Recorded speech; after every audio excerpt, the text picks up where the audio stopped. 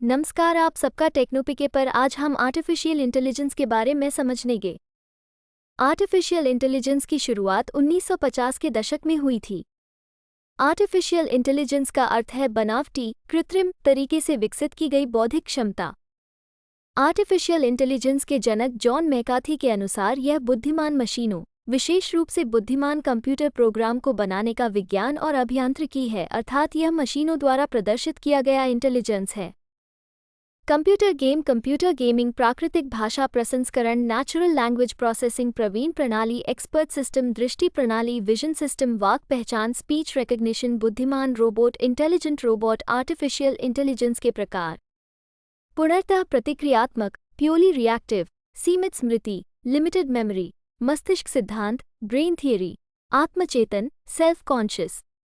अंतर्गत मैकेनिकल और computer engineering का समन्वित उपयोग होता है। इसके तहत रोबोट की डिजाइनिंग, उनका अनुरक्षण, नए एप्लीकेशन का विकास और अनुसंधान जैसे काम शामिल किए जाते हैं।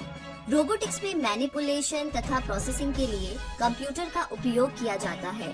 रोबोटिक्स इंजीनियरिंग शाखा में बेसिक इंजीनियरिंग के सिद्धांत और रोबोट्स का विकास तथा उपयोग करने के लिए तकनीकी दक्षता सिखाई जाती है।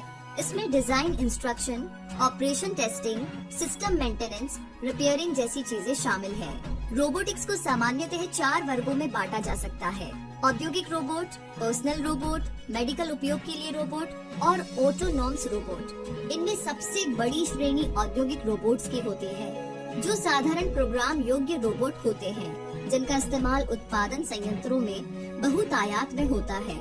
उद्योगों में रोबोट्स का उपयोग निर्माण प्रक्रिया को तेज करने के लिए किया जाता है। औद्योगिक रोबोट्स के द्वारा वेल्डिंग, पेंटिंग और मशीन्स में कल पुर्जे लगाने का काम किया जाता है। रोबोट्स असेंबलिंग, कटिंग तथा ऑटोमोबाइल्स के विभिन्न पार्ट्स को लगाने का काम भी बड़ी कुशलता और दक्षता से करते हैं। अब अगर बात करें तो इस फील्ड में सीखना क्या होगा, तो इसका जवाब है कि रोबोटिक्स के अंतर्गत आर्टिफिशियल इंटेलिजेंस का अध्ययन किया जाता है। ये कंप्यूटर विज्ञान की वो शाखा है जिसमें ये सीखा जाता है कि कंप्यूटर में मनुष्य जैसी बुद्धि कैसे आए। कृत्रिम बुद्धि का उद्देश्य ऐसे कंप्यूटर प्रोग्राम को बनाना होता है जो प्रॉब्लम्स को हल कर सके। इसमें रिसर्च की 2 मुख्य धाराएं होती हैं। एक है जैविक, जो इस विचार पर आधारित है कि मनुष्य सबसे बुद्धिमान होता है, इसीलिए मनुष्य का अध्ययन किया जाए और उसके मनोविज्ञान या शरीर संरचना की रोबोट के रूप में नकल उतारी जाए।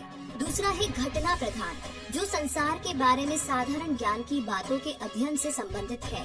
रोबोटिक्स विशेषज्ञ ऐसे सिस्टम विकसित करते हैं जिनसे मशीन से इंटरैक्ट किया जा सके। क्वालिफिकेशन की बात की जाए तो रोबोट तकनीक के अध्ययन के लिए इंजीनियरिंग की डिग्री काफी जरूरी है।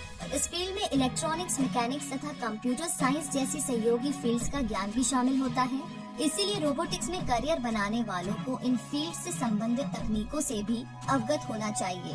अगर आप रोबोटिक्स में डिजाइनिंग तथा कंट्रोल में विशेषज्ञता प्राप्त करना चाहते हैं तो आपको मैकेनिकल इंजीनियरिंग में डिग्री हासिल करनी होगी। कंट्रोल तथा हार्डवेयर में डिजाइनिंग के लिए इलेक्ट्रिकल या इलेक्ट्रॉनिक्स इंजीनियरिंग में बीटेक डिग्री लाभदायक होती है। रोबोटिक्स में करियर बनाने की इच्छा रखने वाले स्टूडेंट्स गणित में बहुत अच्छे होने चाहिए। रोबोटिक्स के फील्ड में करियर बनाने के लिए 12वीं में फिजिक्स और मैथ्स विषय होना बहुत जरूरी है। इसके साथ ही उच्चतम प्रतियोगी तथा तकनीकी क्षेत्र में आविष्कार तथा कुछ नया करने के लिए सृजनात्मक योग्यता भी बहुत जरूरी है।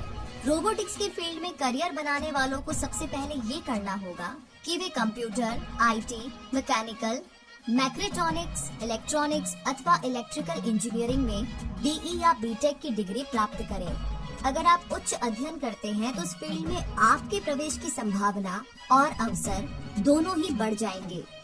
एक मास्टर डिग्री कमाने की बात करें तो आप अपने करियर को आगे बढ़ा सकते हैं और रोबोटिक्स इंजीनियरिंग में मास्टर डिग्री के साथ अच्छा वेतन भी कमा सकते हैं।